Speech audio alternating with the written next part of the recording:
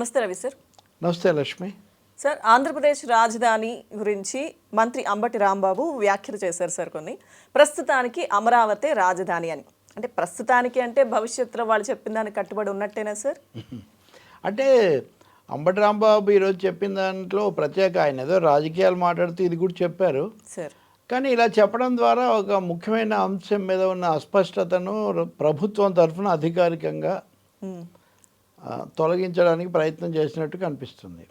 ఎందుకంటే పెద్ద విమర్శ ఏంటి, రాజధాని లేని రాష్ట్రంగా ఉంది ఆంధ్రప్రదేశ్ అని. అది జగన్ నిర్వాహకం వల్ల అలా అయింది, జగన్ 3 రాజధానులు అలా అవ్వడం వల్ల అయింది. ఇదంతా కూడా నిజంగా నిస్సందేహంగా రాజధాని పూర్తి కాలేదు, దాని మీద అయోమయ వ్యవస్థ నెలకొంది. 3 అన్నారు, అది కాలేదు, ఇది కాలేదు, కోర్టులో తేలలేదు. ఎందుకంటే సుప్రీంకోర్టు రాజధాని సమస్యను ఏప్రిల్ వరకు వాయిదా వేసింది. ఈ లోపల ఎన్నికల ప్రకటనలు అన్నీ కూడా వస్తాయి. ఇంకా ప్రభుత్వం కంటే కూడా ఎన్నికల కమిషన్ చేతిలోకి పోతుంది అధికారం. ఇలాంటి సమయంలో అసలు రాజధాని లేని రాష్ట్రం అన్నది నిజం కాదు అని చెప్పదలుచుకున్నారు జగన్ ప్రభుత్వము, లేకపోతే అంబటి రాంబాబు. ఆయన ఏమంటారు, ప్రస్తుతానికి అమరావతి రాజధాని. ప్రస్తుతానికి అని ఎందుకు అంటున్నారు అంటే, శాసనసభలో ముఖ్యమంత్రి కాదు, అప్పుడు బుగ్గన రాజేంద్రనాథ్ రెడ్డి తీర్మానం పెట్టాడు. 3 చోట్ల పాలనా వికేంద్రీకరణ చేయటం కోసం విశాఖపట్నం పాలనా రాజధాని, కర్నూలు న్యాయ రాజధాని, అమరావతి శాసన రాజధాని అని ఈ 3 రాజధానులు అన్న తర్వాత ఒక ఉద్యమం మొదలైంది. దాదాపు అది దీర్ఘకాలంగా కొనసాగింది, ఇంకా కొనసాగుతూనే ఉంది. కాకపోతే ఇప్పుడు ఎన్నికల వాతావరణం వచ్చేసాక అది కొంచెం తగ్గింది. కానీ తర్వాత 1-2 సార్లు హైకోర్టులో తీర్పులు, మళ్ళీ పేదలకు అక్కడ ఇళ్ల స్థలాలు ఇస్తామన్నప్పుడు వాటిని అపోజ్ చేస్తూ కోర్టుకు వెళ్ళటం, దాని మీద ఇచ్చిన ఉత్తర్వులు, అనేక తీర్పులు హైకోర్టులోను సుప్రీంకోర్టులో కూడా విచారణకు వెళ్ళటం, ఇదంతా కూడా జరిగింది. కాకపోతే రాష్ట్ర ప్రభుత్వము రాజ్యాంగపరంగా సవాల్ చేసింది. ఆంధ్రప్రదేశ్ హైకోర్టు తన తీర్పులో రాజధాని అక్కడే పెట్టాలి, దీన్ని మార్చే ఇది లేదు, రాష్ట్ర ప్రభుత్వ శాసనసభ తీర్మానం చెల్లదు అన్న పద్ధతిలో. సో దాన్ని రాష్ట్రం సవాల్ చేసింది. రాష్ట్రాన్ని ఏర్పాటు చేసే అధికారం రాజ్యాంగం కేంద్రానికి ఇచ్చింది ఆర్టికల్ 3 ద్వారా, 3వ అధికరణం ద్వారా. కానీ రాజధానిని నిర్ణయించుకునేది సంబంధిత రాష్ట్ర శాసనసభ మాత్రమే అయినప్పుడు మీరు ఎలా ఇది మాకు హక్కు లేదంటారు? వాళ్ళు చెప్పేదేంటి, విభజన చట్టము కేంద్రం సహాయం చేయాలని చెప్పింది కాబట్టి, కేంద్రం పార్లమెంట్లో ఈ తీర్మానం చేసింది కాబట్టి కేంద్రానికి చేతుల్లో ఉంది అని ప్రతివాదుల వాదన, పిటిషనర్ల వాదన. సో దీన్ని తేల్చమని వాళ్ళు అడిగారు. ఇంకోటేమో ఒకసారి అనుకుంటే మార్చకూడదా? సో ఒక విధంగా ఇది భారతదేశంలో ఒక ఆంధ్రప్రదేశ్కు అమరావతికే కాదు, భారతదేశంలో రాష్ట్రాల రాజధానులు నిర్ణయించుకునేవి మార్చుకునే అధికారం శాసనసభకు ఉంటుందా లేదా అన్న ఒక ప్రశ్న. రెండోది, అసలు మేము ఎక్కడ మారుస్తున్నాం?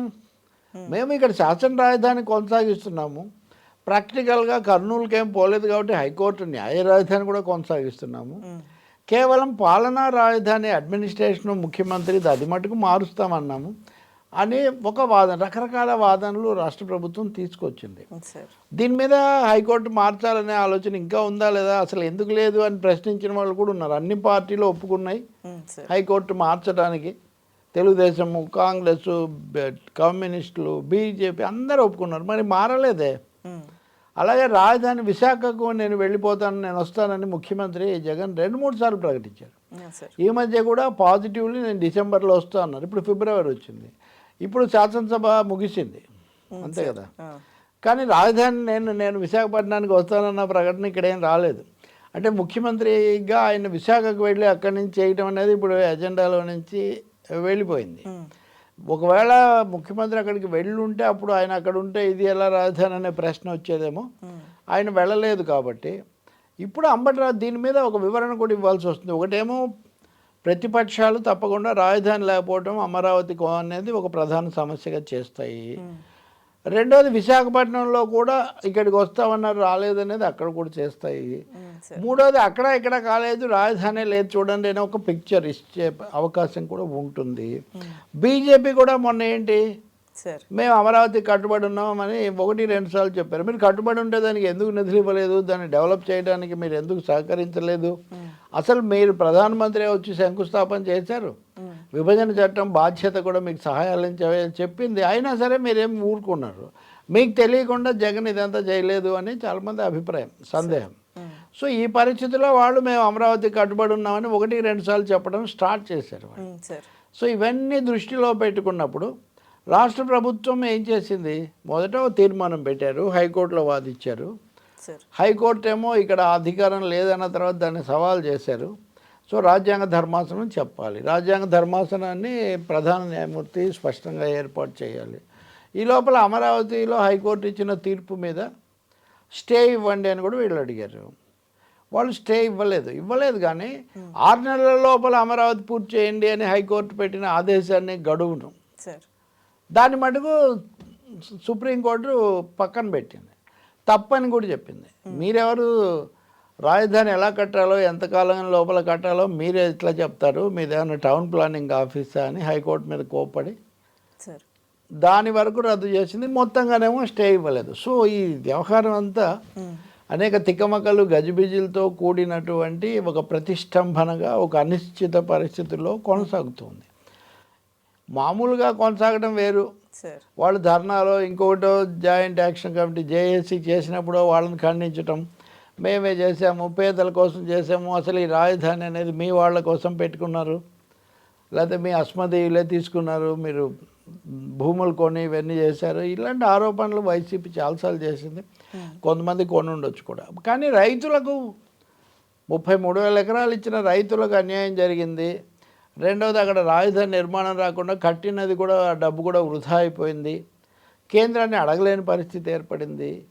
వెరసి ఆంధ్రప్రదేశ్ రాజధాని ఏది అంటే ఒక్కటే అని చెప్పలేము అనే విమర్శ వాళ్ళకు ఉంది. కాబట్టి ఇప్పుడు అంబటి రాంబాబు చెప్పేది ఏంటి, వైసీపీ వాళ్ళు ఇదివరకు కూడా మేము మార్చలేదని చెప్పేవాళ్ళు, ఇప్పుడు మేము అమరావతి రాజధాని, రాజధాని లేదంటారేంటి, ఇప్పుడు ఉన్నది అమరావతే కదా, ఇప్పుడు అక్కడ రాజధాని మీరు పెట్టారు కదా, పెట్టిన దాన్ని మేము మారుద్దామని తీర్మానం చేశాము, అది కుదరదు, పక్కన పెట్టేశారు, కోర్టులో మేము అడుగుతున్నాము. సో సుప్రీంకోర్టు ఏదైనా చెప్పే వరకు అమరావతి రాజధాని అని తేల్చడం ద్వారా రాజధాని లేదు, స్పష్టత లేదు అన్న వాటికి ప్రభుత్వం ఫుల్ స్టాప్ పెట్టదలుచుకున్నట్టుగా మనకు కనిపిస్తుంది. అంబటి రాంబాబు అందుకే ఆ విషయాన్ని నొక్కి చెప్పాడు. కానీ అదే సమయంలో మళ్ళీ తమ ఛాన్స్ అట్టు పెట్టుకుంటూ కోర్టు తీర్పు వచ్చిన తర్వాత మేము సమగ్రమైన బిల్లు పెట్టి 3 రాజధానులు చేస్తామని కూడా అంటున్నారు. అంటే కోర్టు తీర్పు అనుకూలంగా రాదు, అయిపోయింది అని వీళ్ళు చాలాసార్లు చెప్పారు. అంటే ప్రతిపక్షాలు అనండి, జేఏసీ అనండి, పిటిషనర్లు ఇదిగో అయిపోయింది, అదిగో అయిపోయింది, సుప్రీంకోర్టులో ఎదురు దెబ్బ, సుప్రీంకోర్టులో షాక్ అని. ఏమీ షాక్ రాలేదు, ఏం రాలేదు, అసలు పదవీ కాలమే అయిపోతుంది. కాబట్టి ఇలాంటి సమయంలో ఆ పేరుతో వచ్చే రాజకీయ నష్టం తామెందుకు పొందటం అనే ఉద్దేశంతో బహుశా ఆయన అమరావతి రాజధానిగా ఉంటుంది ప్రస్తుతానికి కోర్టు చెప్పేవారికైనా ఒక స్పష్టత ఇస్తున్నారు. ఈ విధమైన స్పష్టత ఈ ప్రభుత్వం నుంచి రావటం ఇది మొదటిసారి. అదొక రాజకీయ అవసరం కావచ్చు. దీని ద్వారా పరోక్షంగా ఇంకొక సందేశం కూడా ఇస్తున్నారు, జగన్ ఏమి ఇంకో చోటుకి వెళ్ళడం అనే అవకాశం ఇప్పుడు ఏం లేదు. ఇంకా 3 రాజధానుల ముచ్చట ఎప్పుడంటే సుప్రీంకోర్టు తీర్పు వచ్చిన తర్వాతే మొదలవుతుంది. ఇంకా హైకోర్టు తరలింపు కానీ, పాలనా రాజధాని కానీ ఆ అంశాలు అవి ఇప్పుడు మా ఎజెండాలో లేవు. We wait till assembly election అనే ఒక మెసేజ్ కూడా ఇస్తున్నారు అనుకోవాలి. సార్, అయితే బీజేపీ మరి అమరావతి రాజధానిగా కట్టుబడి ఉన్నామన్నప్పుడు ఇందాక మీరు చెప్పినట్టుగా మరి నిధులు ఇవ్వడం కానీ ఆ ప్రక్రియ మరి ఎందుకు బీజేపీ పూర్తి చేయలేదు సార్? ఇక్కడ కూడా నాంచివేత ధోరణేనా? నిజమే, ఇప్పుడు ఆ విషయంలో కేంద్రానికి కూడా పొరపాటు ఉంది. ఇప్పుడు అందుకే కదా వామపక్షాలు కానీ, ప్రజా సంఘాలు కానీ, ఈ బీజేపీ వాళ్ళు కూడా వచ్చి అమరావతి ఆందోళనలో పాల్గొంటామన్నప్పుడు ఉదాహరణకు సిపిఎం వాళ్ళు పాల్గొనలేదు. ఎందుకు, వాళ్ళు కూడా భాగస్వాములే ఈ నిర్ణయంలో. ఒకటేమో రాజకీయంగా జగన్తో వాళ్ళు ఫెయిల్ అయ్యారు కాబట్టి జగన్ వాళ్ళకి తెలియకుండా చెయ్యరు అనేది ఒకటి. రెండోది, విశాఖపట్నానికి కూడా ప్రధానమంత్రి మీద అందరూ వచ్చి విశాఖను చాలా అభివృద్ధి చేయాలి, ఇలాంటి అంశాలు కూడా వాళ్ళు చెప్పున్నారు. మూడోది, నిధులే ఇవ్వలేదు, మట్టి నీళ్లు ఇవ్వడం తప్ప. అటువంటిప్పుడు వాళ్ళ మీద ఒత్తిడి తగిలిన పరిస్థితుల్లో గత తెలుగుదేశం చేయలేదు. తెలుగుదేశం అసలు కేంద్రంలో అధికారంలో కూడా ఉంది భాగస్వామిగా, మిశ్రమ ప్రభుత్వంలో వాళ్ళు ఇక్కడ ఉన్నారు, ఉండి కూడా చేయలేదు. అందుకని బీజేపీని మనం ఎలా ఇందులో కలిపి వాళ్ళని కూడా మిగతా వాళ్ళతో మనతో పాటు అడగడం ఏంటి, ఇవ్వాల్సిందే వాళ్ళైనప్పుడు అనేది ఒక అంశం. ఇప్పుడు రాజకీయంగా పొత్తులు పెట్టుకుంటున్నారు కాబట్టి తమకు అవసరమని తమ వీళ్ళతో పాటు గొంతెత్తి పాల్గొనడం తప్ప వాళ్ళు ఈ ఉద్యమాలు వీటిలో కూడా వాళ్ళు ఏం పాల్గొనలేదు. ఎందుకు పాల్గొనలేదు సార్ అంటే బీజేపీ కనుక రాజధాని ఉద్యమంలో రాష్ట్రంలో పాల్గొంటే కేంద్రంలో మీరే ఉన్నారు కదా, మీరు ఎందుకు చేయలేదు అన్న ప్రశ్న వాళ్ళకి ఎదురై ఉండేది. ఇప్పుడు కూడా ఎదురవుతుంది, కాకపోతే సమయం కొంచెం తక్కువగా ఉంది.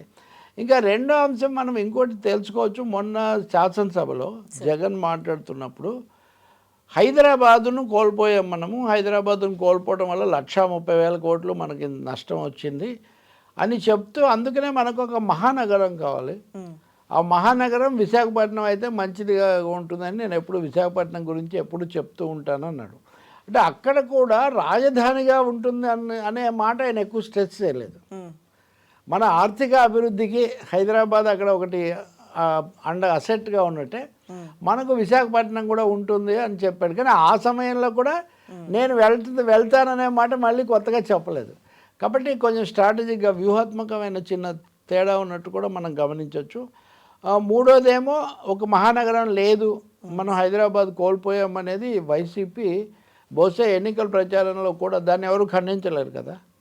కాబట్టి తెలంగాణలో దాన్ని అంశం సెంటిమెంటల్గా తీసుకోవచ్చు, కానీ బట్ ఫ్యాక్ట్ అయితే ఫ్యాక్టే కదా. హైదరాబాద్ తెలంగాణ రాజధాని అయినప్పుడు ఏపీ కొత్త రాజధాని తయారు చేసుకోవటం అనే ప్రశ్న ఉంటుంది. కాబట్టి రాజధాని సమస్య రాజకీయాలు ఎన్నికల నాటికి కొంత కొత్త రూపం తీసుకోవచ్చు. గతంలో జరిగిన పరస్పర ఆరోపణలు లేకపోతే పెయిడ్ ఉద్యమాలని వాటిని ఈచడించటం. రెండవది కొంతమంది తెలుగుదేశం క్యాంపులో నుంచి ఇప్పుడు జడశ్రావణ్ లాంటి వాళ్ళు చంద్రబాబు కూడా దీనికి కారణమే అని చెప్పి వాళ్ళు యువతలకి రావటం ఒక వాస్తవికత. మొన్న పెట్టిన కాగ్ నివేదికలో కూడా అమరావతిని డెవలప్ చేయడంలో గత ప్రభుత్వంలో తప్పులు జరిగాయి, ఈ ప్రభుత్వంలో కూడా తప్పులు జరిగాయని చెప్పటం, వీటన్నిటి వల్ల అమరావతి అనేది ఒక వాస్తవిక సమస్యగా ఈ ఎన్నికల్లో ముందుకు వస్తుంది. కేవలం ఒక వైసీపీ వర్సెస్ టీడీపీ అన్న అంశమే కాకుండా, కాకపోతే 3 రాజధానులు అన్నది ఆ మాట ఉంటుంది, అట్లాగే ఉన్నా కానీ అంతకంటే కూడా ఈ సమస్యకు లోతు ఉంది. ఇందులో బీజేపీ, టీడీపీ, వైసీపీ ముగ్గురు యొక్క భాగం కూడా ఉంది అనే వాదన కూడా ఎన్నికల్లో ప్రధానంగా ముందుకు వచ్చే అవకాశం ఉంది. కేంద్రాన్ని కూడా కొంత తప్పు పట్టే పరిస్థితి కూడా రావచ్చు. Thank you sir.